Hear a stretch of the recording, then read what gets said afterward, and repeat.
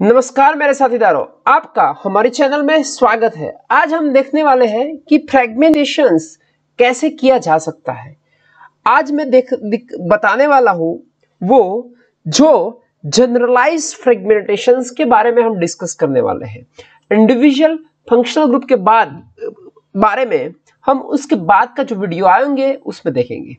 तो चलो पहले देखते हैं कि mass spectrum and structural analysis में क्या है। तो पहला approach is analysing the mass spectrum with IR. आपको थोड़ा बहुत आईआर देख लेना चाहिए, तो वहां से आपको क्या आइडिया आ जाएगा, क्या अंदाजा आ जाएगा कि हमारे में कौन से फंक्शनल ग्रुप है। एक बार आप तय कर लोगे कि ये फंक्शनल ग्रुप है, फिर हमको वो पता चलेगा थोड़ा बहुत कि वो सिंपल है, कॉम्प्लेक्स है, कि वहां पे ग्रुप ऑफ पीक्स हमको मिलने वाली है। आप थोड़ा बहुत जानते ही होंगे, भली भांति भी जानते होंगे कि M+ हमें बेस पीक कहा जाता है। जो आपको जब बेस पीक मिल जाए उसके बाद वंस यू कंफर्म हो जाओ कि यही है हमारा M+ सिग्नल, उसके बाद हमें क्या करना है, हमें ये डिसाइड करना है कि भाई जो M+ हमें मिला वो कैसा है, ये स्ट्रॉन्ग है या वीक है, कोई आइसोटॉप सिग्नल है कि नहीं है, नाइट्रोजन रूल अप्लाई कर सकते हैं। हम 13 रूल्स अप्लाई करके पॉसिबल फॉर्मूलाज जनरेट कर सकते हैं। फिर ये जो है 13 रूल्स वो मैंने हमारे कंबाइंड स्पेक्ट्रा एनालिसिस में थोड़ा बहुत बताया हुआ है। उसके बाद HDI हाइड्रोजन डेफिशिएंसी इंडेक्स के बारे में करके उसमें भी हम 13 रूल्स अप्लाई कर सकते हैं। और यहाँ कहीं से हमें M-1 सिग्नल मिलता है कि नहीं मिलता वो भी हम थोड़ा बहुत चेक कर लेते हैं। वो करने के बाद हमें क्या करना है, हमें जो कुछ भी मिला है वो सब हमें स्क्वीज करके उसमें से एक्सट्रैक्ट आउट करना है। सपोज हमें एक पीक सिग्नल मिली हुई है, वो 43 है, तो 43 में हमें इंटरेस्ट नहीं लेना है, पर हमें किस में इंटरेस्ट लेना है कि जो भाई हमारा बेस पीक था, वो बेस पीक में से 13 का पीक आने के लिए यहां से कौन सा न्यूट्रॉन मॉलिक्यूल लॉस हुआ, आपको वहां पे बहुत ज्यादा फोकस करना है। तो when considering the base peak, only thing the most common cleavage, आज जो मैं भी डिस्कस करने वाला हूं आपके साथ वो वही करने वाला हूं कि आपके पास जितने कुछ भी फंक्शनल ग्रुप है वो फंक्शनल ग्रुप में सबसे इजीली कहां से ब्रेक डाउन पॉसिबल है। तो लॉस कौन सा हो सकता है M+ सिग्नल में से, जो मैंने ये बताया लॉस, ये लॉस इस तरह के होते हैं। कौन से हो गए, कहीं इथिन मोलेक्यूल निकल जाए, इथाइन निकल जाए, वाटर का मोलेक्यूल, अल्कोहल का molecule, hydrogen cyanic acids and hydro fluoric acid, chloric acid, hydrobromic acid और हाइड्रोआर्टिक एसिड, ऐसा कुछ लॉस हो सकता है। तो वो लॉस होने के बाद आपको जो मिलेगी वो आपका फ्रेगमेंटेशन होगा। अभी हमें डायग्नोस्टिक पिक्स डिसाइड करनी है। डायग्नोस्टिक पिक्स कौन सी होती है, तो ये सब डायग्नोस्टिक पीक्स है। देखो ये कुछ है तो इसमें से हमें वो भी पता चलता है कि भाई CH3 CH2 का एक फ्रेगमेंट हो सकता है। यहां से हमें पता चलता है कि भाई ये कुछ प्राइमरी अमाइंस हो सकता है। 31 में से पता चलता है कि भाई प्राइमरी अल्कोहल हो सकता है। 45 में से हमें पता चलता है कि भाई ये कुछ COOH जैसा ग्रुप होगा। ये 91 पिक सबसे बहुत बेहतरीन हमारे लिए है, वो ज्यादातर इस तरह की डायग्नोस्टिक सिग्नल होती है। ये जो कुछ होगा ना वो आपको पता चल जाएगा कि ये डायग्नोस्टिक सिग्नल है। बेंजाइलियम आयन होता है, वो स्टेबलाइज होकर ट्रोपोलियम आयन बनाता है। तो वो ज्यादातर बेंजीन वाली स्ट्रक्चर में ये बहुत दिखी जाती है। तो ये सब डायग्नोस्टिक सिग्नल है। उसके बाद उसका थोड़ा मैं डिटेल में आपको बताने वाला हूँ कि भाई ये कौन से मास पे कौन से सिग्नल्स आते हैं। So lastly, once you have hypothetical molecule, आपने कुछ डिसाइड कर दिया कि ये ऐसा हमारा मोलेक्यूल है, that explain the data and if you can verify it by use of another less intense peak on the spectrum, आपको बेस पीक से हमें काम लेना है, बेस पीक से काम लेना है। और अगर बेस पीक कंफर्म होने के बाद आपने कुछ तय कर लिया है तो वो जो कुछ छोटी मोटी सिग्नल्स आपके पास होगी उससे हमें कंफर्म करना है। Not 100% is necessary, but if this step work it can add the confidence level. अगर ऐसा होता है तो आपको कॉन्फिडेंस ज्यादा आ जाएगा कि भाई नहीं मैंने किया वो सही है। चलो तो पहले देखते हैं dominating factor in the fragmentation process. Weak bond जो होगा वो जल्द से ब्रेक होगा, एक ये फैक्टर है। स्टेबल फ्रेगमेंट, देखो कार्बोकैटायन की स्टेबिलिटी की जो बात है ऑर्गेनिक केमिस्ट्री में ये सबसे बहुत इंपॉर्टेंट है। तो कार्बोकैटायन जिसका स्टेबल है, और हम ज्यादातर सोचे तो जिसका फ्रेगमेंट कॉमन फ्रेगमेंट स्टेबल होगा वो सबसे ज्यादा फ्रेगमेंट बनाएंगे। फिर उससे आगे देखते हैं कि some fragment process depend on the ability of molecule to assume the cyclic transitions. कई जगह पे हमें साइक्लिक ट्रांजिशंस करने होंगे, देखो कि मैक्लैफर्टी जैसा रीअरेंजमेंट है उसमें हमें साइक्लिक ट्रांजिशंस करना होता है, वो भी मैं आज आपको बताने वाला हूं। सो कॉमन मास कौन से होते हैं, देखो ये सब चीज आपको पता ही है, पर मैंने कंबाइन करके बताने का यहाँ अटेम्प्ट किया हुआ है। तो आप देखोगे तो M1 में हाइड्रोजन होता है, M-2 होगा तो H2 का लॉस होगा, M-15 होगा तो मिथाइल का लॉस होगा, M-17 होगा तो OH और NH3 का लॉस होगा, M-19 होगा तो F2 का लॉस होगा। अगर आपको 16 वाली सिग्नल मिलती है तो NH2 होगा, CH4 हो सकता है, 26 होगा तो साइनाइड और C2H2 भी हो सकता है, 27 का लॉस होगा तो HCN का लॉस होगा। अगर सिग्नल मिलती है तो C2H3 प्लस की होगी। ये आप इस तरह कर सकते हो कि भाई मास में से 26 निकला तो क्या निकला होगा, ज्यादातर हम सोच ले तो C2H2 मींस कि C2H2 इस तरह का इथाइन निकल गया होगा। तो नाइट्रोजन का लॉस हो सकता है, एसाइलियम आयन का लॉस हो सकता है अगर आपका 28 लॉस हुआ है तो। फिर 29 का लॉस है तो वो तो डायग्नोस्टिक सिग्नल में भी हमें देखा था कि भाई ये 29 का लॉस है तो वो फिक्स ही है, C2H5 C2CH3 इस तरह का लॉस हो सकता है। और ऐसी सिग्नल आती है तो आप बता सकते हो कि भाई वहां पे हमें स्टेबल फ्रेगमेंट मिलता है। 30 का लॉस होगा तो फॉर्माल्डिहाइड होगा। फिर C2H6 बेस पिक है ये C2H6, तो ये क्या है भाई CH3 वाला कोई लॉस होता है तो ये भी यहाँ पे आ सकता है। उसके बाद हमारे पास जो है वो CH2NH2, ये कन्फॉर्मेशन ऑफ प्राइमरी अमाइंस, ये बहुत ही इंपॉर्टेंट डायग्नोस्टिक सिग्नल में हम बोल सकते हैं। आपके पास नाइट्रोजन होने की संभावना है और उसके साथ आपको मिलता है कि 13 पे भी मुझको कुछ फ्रेगमेंट मिला है, तो आप कंफर्म कर सकते हो कि जो हमारे में अमाइंस है वो 110% प्राइमरी अमाइन हो सकता है।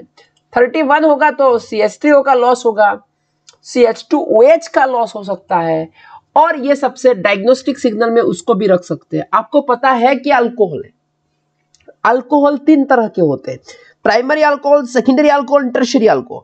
अगर आपको 31 मिलता है तो वो बताता है कि आपके कंपाउंड में जो मॉलिक्यूल है उसमें प्राइमरी अल्कोहल की संभावना है।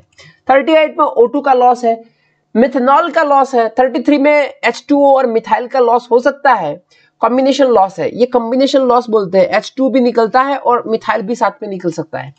फिर 41 में तो C3H5 का लॉस, इस तरह 43 C3H7 ये से भी सबसे इंपॉर्टेंट है हमारे लिए, क्योंकि इस तरह का लॉस हो सकता है क्योंकि उसमें स्टेबल कार्बोकैटायन होने की संभावना ज्यादा होती है।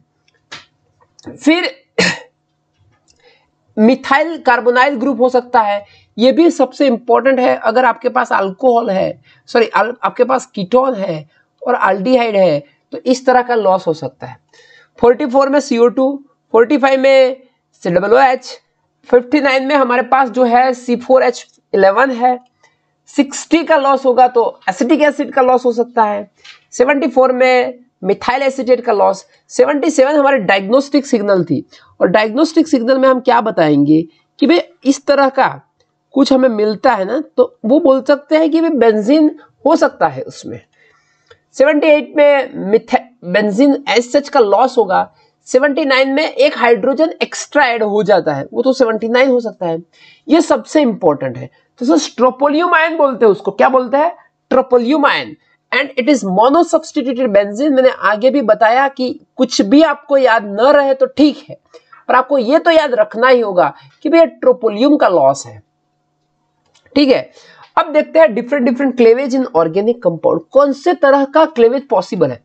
तो पहले देखिए cleavage at the branch point, beta cleavage, cleavage alpha to the carbonyl group, cleavage alpha to the heteroatom, elimination of vicinal hydrogen and heteroatom, retro Diels Alder reactions and McLafferty rearrangement. यहाँ पे मैं आपको हर फंक्शनल ग्रुप की जो commonly use होते हैं ऐसे functional group का जनरल फ्रेगमेंटेशन सिखाने वाला हूं। इंडिविजुअल फंक्शनल ग्रुप हम उसके बाद के वीडियो में देखेंगे। चलो तो पहले स्टार्ट करते हैं cleavage at the branch point. Cleavage at the branch point, देखो ये मॉलिक्यूल आप देखोगे ना तो ये हमारा एक ब्रांच पॉइंट है और एक हमारा ब्रांच पॉइंट ये भी है। दूसरी तरह आप देखोगे तो ये भी हमारा ब्रांच पॉइंट है और ये भी हमारा ब्रांच पॉइंट है। तो यहां से जब इलेक्ट्रॉन इंपैक्ट होगा तो ये ब्रांच पॉइंट ज्यादा सेंसिटिव हो जाएंगे और यहाँ पे मोलेक्युलर रेडिकल फॉर्म होगा। अब ये मोलेक्युलर रेडिकल फॉर्म स्टेबल नहीं है तो एक पार्ट हो जाएगा न्यूट्रल और दूसरा पार्ट हो जाएगा प्लस। अभी ये प्लस बना, देखो ये प्लस हुआ। दूसरी एक पॉसिबिलिटी ऐसी भी है कि यहां से भी फ्रेगमेंट हो गए, हमें ज्यादातर ब्रांच वाला ये मिलता है। आपको क्या ढूंढना है, जितने ज्यादा ब्रांच आए ऐसा मोलेक्यूल स्टेबल होता है, क्योंकि हम थोड़ा बहुत बड़ी बात जानते हैं कि tertiary carbocation stable, then the secondary carbocation and then the primary carbocation, ये बात हम पहले से जानते हैं। तो ये दो हमारे फ्रेगमेंट स्टेबल हो गए, तो ये दो फ्रेगमेंट की हमें क्या मिलेगी, हमें सिग्नल मिलेगी। और सबसे ज्यादा स्टेबल कौन होगा, तो 85 वाला सबसे ज्यादा स्टेबल होगा। मैं आपको बताता हूं कि क्लेवेज ऑफ एलिफेटिक कार्बन, ये सब अल्केन की बात चलेगी। अल्केन की बात चलेगी, किसकी बात चलेगी भाई, अल्केन की बात, ठीक है। और इस अल्केन में आपको ब्रांच पॉइंट से क्लेवेज करना है। As it lead to more substitution, जहां से ज्यादा सब्सटीट्यूशन मिलते हैं। देखो यहां से देखोगे तो यहाँ पे 3 सब्सटीट्यूशन है, यहां से आप देखोगे तो यहाँ पे भी 3 सब्सटीट्यूशन है। अगर आप यहां से ब्रेक करने जाओगे तो कुछ आपको एक ही सब्सटीट्यूशन मिलेगा, ऐसा हमें ब्रेक करना नहीं है। पहली बात याद रखिए, ब्रेक वहां से करना है जहां पे ज्यादा ब्रांच है, और ब्रेक इस तरह करना है जहां हमें मोर सब्सटीट्यूशन मिलते हैं, ब्रांचेस मिलते हैं, ऐसा फ्रेगमेंट स्टेबल होता है। मास स्पेक्ट्रम आपको मैंने जो बताया है उसमें सबसे स्टेबल टर्शियरी कार्बोकेटायन यहाँ पे बनता है। मेरा एक वीडियो भी है जिसमें मैंने बताया है कि कैसे होता है कार्बोकेटायन की स्टेबिलिटी, वो भी मैं थोड़ा बहुत आपको इसके बैक में रख दूंगा, आपको देखना हो तो आप देख सकते हो। फिर आगे चलते हैं तो क्लेवेज ऑफ इस तरह के फ्रेगमेंट हमें ज्यादा इंपॉर्टेंट इसमें लगे हुए हैं। बीटा क्लेवेज, बीटा क्लेवेज कैसे करेंगे, so chain cleavage tend to occur at the beta positions. देखो इसमें कौन कौन हो सकता है, एक हेटेरोएटम हो सकता है, एक डबल बॉन्ड हो सकता है, एक एरोमेटिक रिंग हो सकता है। ये 3 के बीटा पॉइंट मैं बताता हूं, क्योंकि ये 3 के बीटा पॉइंट जो होंगे उसमें आपको डीलोकलाइज्ड कार्बोकेटायन मिलेंगे। दूसरी लैंग्वेज में बताएंगे तो ये सब रेजोनेंस से स्टेबलाइज होता है। मैं ऐसा भी बोल सकता हूं कि आपको वहां से फ्रेगमेंट करना है जहां आपको रेजोनेंस ज्यादा मिलता है, पर सब बच्चे नहीं जानते बहुत ज्यादा रेजोनेंस के बारे में। तो मैंने क्या बताया कि भाई आप बीटा से क्लेवेज कर दो। चलो तो स्ट्रक्चर से देखते हैं। तो उसका ये अल्फा हुआ और ये बीटा हुआ। फिर चलते हैं आगे, सॉरी चलो दूसरा, ये डबल बॉन्ड के रिस्पेक्ट में ये अल्फा हुआ, ये बीटा हुआ। अभी तक जो हम अल्फा और बीटा की बात कर रहे थे वो एटम की बात कर रहे थे। यहां पे जो हम बात कर रहे हैं वो बॉन्ड की बात कर रहे हैं, अल्फा बॉन्ड और बीटा बॉन्ड। फिर हमारे पास ये भी है, तो ये हमारा अल्फा बॉन्ड हो गया और ये बीटा बॉन्ड हो गया। अब ये ब्रेक कहां से होने वाला है, मैं इसमें एरो और वगैरह कुछ आएगा, पर मैं बता दूं ये यहां से ब्रेक होगा, ये यहां से ब्रेक होगा और ये यहां से ब्रेक होगा। और बात देखो, आप यहां पे ऑक्सीजन रखोगे तो आपको ऐसा कुछ मिलेगा, तो ये बात ईथर में आती है। आप यहां रखोगे तो ये बात हमारे अमाइंस में आती है, नाइट्रोजन रखोगे तो। ये सल्फर रखोगे तो डाइसल्फाइड में आती है। ये सब अल्कीन के फ्रेगमेंटेशन की बात है, ये सब बेंजीन की फ्रेगमेंटेशन की बात है। तो आगे जो मैंने देखा वो मैंने क्या बताया, मैंने ये बताया कि हमारे पास एक अल्केन का फ्रेगमेंटेशन देखा, हमने अल्कीन का फ्रेगमेंटेशन देखा। हमें अभी मैं बता रहा हूं जो हेटेरोएटम में वो ईथर का है, अमाइंस का है और डाइसल्फाइड का और बेंजीन का। तो देखो ये फ्रेगमेंट हो गए, तो हमें कौन सा ब्रेक बॉन्ड करना है, यहां से ब्रेक करना है। तो दोनों इलेक्ट्रॉन यहाँ पे आ जाएगा, ये भी यहाँ पे आ जाएगा, ये भी यहाँ पे आ जाएगा, यहाँ पर बॉन्ड फॉर्मेशन हो जाएगा और यहां से वो ब्रेक हो जाएगा। सेकेंड, तो आपको ऐसा कुछ मिल जाएगा, ठीक है। मैंने बताया कि ये जो यहाँ पे 2 इलेक्ट्रॉन आते हैं तो यहाँ पे डबल बॉन्ड आ जाएगा और ये रेजोनेंस स्टेबलाइज फ्रेगमेंट मिलेगा। कौन सा मिलेगा? Resonance stabilize fragment. और जो रेजोनेंस स्टेबलाइज फ्रेगमेंट है वो हमें सिग्नल देगा। फिर उसके बाद जो नाइट्रोजन के मास, ऑक्सीजन के मास हमें निकालने होंगे। उसके बाद अल्कीन के बारे में सोचते हैं, कहां से ब्रेक होने वाला है? जब इलेक्ट्रॉन इंपैक्ट होगा तो ये बॉन्ड ब्रेक हो जाएगा, पर उसको स्टेबलाइज करने के लिए हमें ये बॉन्ड ब्रेक करना है। मैंने बताया कि भी ये बॉन्ड ब्रेक करना है तो यहां से दोनों इलेक्ट्रॉन निकल जाएंगे और आपको जो मिलेगा वो ऐसा फ्रेगमेंट मिलेगा। तो ये जो फ्रेगमेंट है वो क्या है? रेजोनेंस से स्टेबलाइज होता है और उसको बताएंगे तो अल्लाइलिक कार्बोकैटायन भी बोलते हैं। क्या बोलते हैं भाई? उसको अल्लाइलिक कार्बोकैटायन। तो वो तो सबसे ज्यादा स्टेबल है, टर्सरी से भी ज्यादा स्टेबल है। उसके बाद हमारे पास ये ब्रेक करना है। मैंने बताया कि इस तरह का हो जाएगा, रेजोनेंस स्टेबलाइज होता है और ये जो फ्रेगमेंट मिलता है ये सब आपको ठीक है, आता है तो बहुत अच्छा, नहीं आता है तो ठीक है, पर ये सब रेजोनेंस से स्टेबलाइज हुआ। देखो ये यहां से आ जाएगा तो इस तरह से हमें स्टेबल फ्रेगमेंट मिलने का ये जो ये है ना, यहां से स्टार्ट होगा तो इस तरह से हमें रेजोनेंस मिलता चलेगा और वो स्टेबल होता है। हमारा फोकस अभी रेजोनेंस नहीं है, हमारा फोकस अभी मास फ्रेगमेंट है, तो उसका मास मिल जाएगा, ठीक है। और वो मास हम कैलकुलेशन करके निकाल सकते हैं।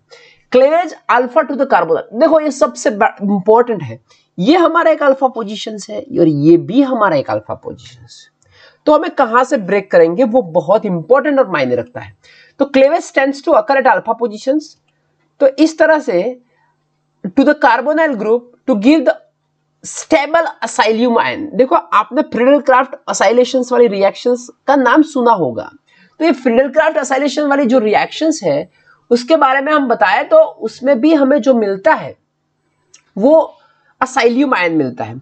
अभी ऐसे बताया कि भी R जो है वहां पे हम अल्काइल रखेंगे तो ये हो जाएगा कीटोन। अभी हम OH रखेंगे तो ये हो जाएगा एसिड। अगर हम OR रखेंगे तो ये हो जाएगा ईस्टर। तो अभी हमने आगे जो कुछ भी देखे उसमें बेंजीन देखा, अल्कीन देखा, अल्केन देखा, थोड़ा बहुत ईथर, अमाइंस देखा। अब जो हम बात करने वाले हैं यहां पे वो जो चीज है वो हमारे पास ईस्टर है, कीटोन है और एसिड्स है, ठीक है। तो इस तरह से हम फ्रेगमेंट करेंगे तो इसको तो यहां से ब्रेक किया है, यहां से ब्रेक करना है भाई। तो रेजोनेंस स्टेबलाइज कार्बोकैटायन असाइलियम आयन हमको मिल जाता है। तो ये जो असाइलियम आयन मिला R वाला वो हमारे लिए स्टेबल फ्रेगमेंट होगा और ये हमको मास सिग्नल देगा। उसके बाद चलते हैं तो cleavage alpha to the heteroatom. अभी अल्फा मींस की यही हो गया, ये तो बात चल रही है भाई, ईथर की ही बात चल रही है, ईथर की ही बात चल रही है। तो हम क्या सोचेंगे कि क्लीवेज ऑफ द चेन में also occur at the alpha positions to the heteroatom. Example in the case of ether, alpha position से ब्रेक करेंगे तो ये क्या मिल जाएगा? टर्शियरी कार्बोकैटायन मिलेगा। टर्शियरी कार्बोकैटायन मिल जाएगा, आप जानते हो बड़ी प्राति। तो ये कार्बोकैटायन हमें सिग्नल देने वाला ही है, उसमें क्या नई बात है। Elimination of the vicinal hydrogen to the heteroatom. आज हम जो डिस्कस करने वाले हैं वो क्या है कि हमें विसिनल हाइड्रोजन, विसिनल किसको बोलते हैं कि ये कार्बन के साथ ये कार्बन, 2 कार्बन जुड़े हैं। देखो इस तरह का जो था उसको हमें विसिनल डाइहैलाइड्स भी बोलते थे। क्या बोलते थे? विसिनल डाइहैलाइड्स। और इस तरह का जो था उसको बोलते थे जैमिनल डाइहैलाइड्स। आपको थोड़ा बहुत पता हो तो ठीक है। तो अब इस जो है इसमें हमें क्या मिलेगा? ये लॉस हो जाएगा HZ, ZOH भी हो सकता है, ZNH2 भी हो सकता है और HZX भी हो सकता है। तो इस तरह का लॉस हो गए, हमें अल्कीन जैसा फ्रेगमेंट मिलेगा, उसका मास हमें मास स्पेक्ट्रम में मिल जाएगा। अब ये रिट्रोडाइजल रिएक्शन ये केस में ज्यादा मिलता है, साइक्लोहेक्सेन में ये दिखने मिलता है। और साइक्लोहेक्सेन में आप फ्रेगमेंट करोगे तो ये यहां से फ्रेगमेंट होता है। यहां से हमको 2 तरह के स्ट्रक्चर मिलेंगे। इसमें ये भी फ्रेगमेंट मिलता है, उसके पर प्लस चार्ज आया, और दूसरा हमें ये भी मिलता है कि ये भी फ्रेगमेंट मिलेगा, उसके भी प्लस चार्ज आता है। तो अगर दोनों सिग्नल आपको साथ में मिलती है, मास, दोनों का मास साथ में मिलता है, तो आप बता सकते हो कि भी उसमें साइक्लोहेक्सिन होने की संभावना है। फिर मैकलैफर्टी रीअरेंजमेंट, ये तो बहुत बढ़िया चीज है। तो उसमें देखो ये अल्फा कार्बन, ये बीटा कार्बन और ये गामा कार्बन। अब साइक्लिक स्ट्रक्चर बताएंगे तो 1 2 3 4 5 और 6। अब जहां पे 6 एटम आते हैं ना, वहां आप सोच लीजिए कि साइक्लिक स्ट्रक्चर की पॉसिबिलिटीज हो जाती है। साइक्लिक स्ट्रक्चर की पॉसिबिलिटी होगी तो हमें क्या होगा कि स्टेबिलिटी ज्यादा मिलेगी। अगर स्टेबिलिटी ज्यादा मिलती है तो हम क्या कर सकते हैं कि हमें स्टेबिलिटी ज्यादा मिलने से वो उस तरह का फॉर्मेशन करेगा। और ये भी कहां से बॉन्ड ब्रेक होने वाला है, बीटा पोजीशन से। कहां से? Beta position. देखो तो यहां से इलेक्ट्रॉन यहां से निकाले, यहां का इलेक्ट्रॉन यहां पे दे दिया, तो यहां पे डबल बॉन्ड फॉर्मेशन हो जाएगा। और हमें क्या मिलेगा? Molecule ions can assume the appropriate 6 member cyclic ring का ट्रांजिशन होता है उसमें। और rearrangement involve the transfer of gamma hydrogen. Gamma hydrogen होना ही चाहिए। अगर आपके पास गामा हाइड्रोजन नहीं है तो मैकलैफर्टी नहीं है। तो इस तरह से हम निकालेंगे। तो to the oxygen is often observe with the ketone, acid and ester. ये किसमें मिलता है? ज्यादातर कीटोन में, एसिड में और ईस्टर में। तो यहाँ पे ये जो चीज है वो हमने बताई है वो कीटोन के बारे में, और ये जो चीज हम बताने वाले हैं वो एसिड के बारे में। ठीक है, तो ये हो गया फ्रेगमेंट हमारे पास। तो एक ये फ्रेगमेंट आ जाएगा बीटा पोजीशंस के ब्रेक करने के बाद, और ये फ्रेगमेंट आ जाएगा, उसका मास हमें मिलेगा। तो हम बता सकते हैं कि भाई उसमें मैकलैफर्टी रीअरेंजमेंट हुआ है, और उसका मास के साथ कोरिलेट करेंगे अगर आपके पास कीटोन है तो। फिर ये बात थी हमारी। और इस तरह के आपके पास शायद प्राइमरी कार्बोक्सिलिक एसिड है तो उसमें एक कैरेक्टरिस्टिक फ्रेगमेंट मिलता है, वो 60 का लॉस होता है। क्या होता है? 60 का लॉस। 60 का लॉस मीन्स एसिटिक एसिड मिल ही जाएगा। क्योंकि देखो आप ऐसा बताओगे कि भाई C double bond O, OH, then CH2, then CH2, then CH2, तो ये हो गया अल्फा, बीटा एंड गामा। ये हो गया हमारा अल्फा, बीटा और गामा। अब चलते हैं तो उसमें क्या लॉस हो जाएगा? उसमें एक स्पेसिफिक लॉस आ जाएगा, और ये जो लॉस है वो एसिटिक एसिड का होगा। ठीक है, तो ये हमारा थोड़ा अटेम्प्ट था आपको बताने का कि भाई किस तरह फ्रेगमेंटेशन होता है। अगर आपको अच्छा लगा हो तो you can share with your friends also. Thank you, thanks a lot.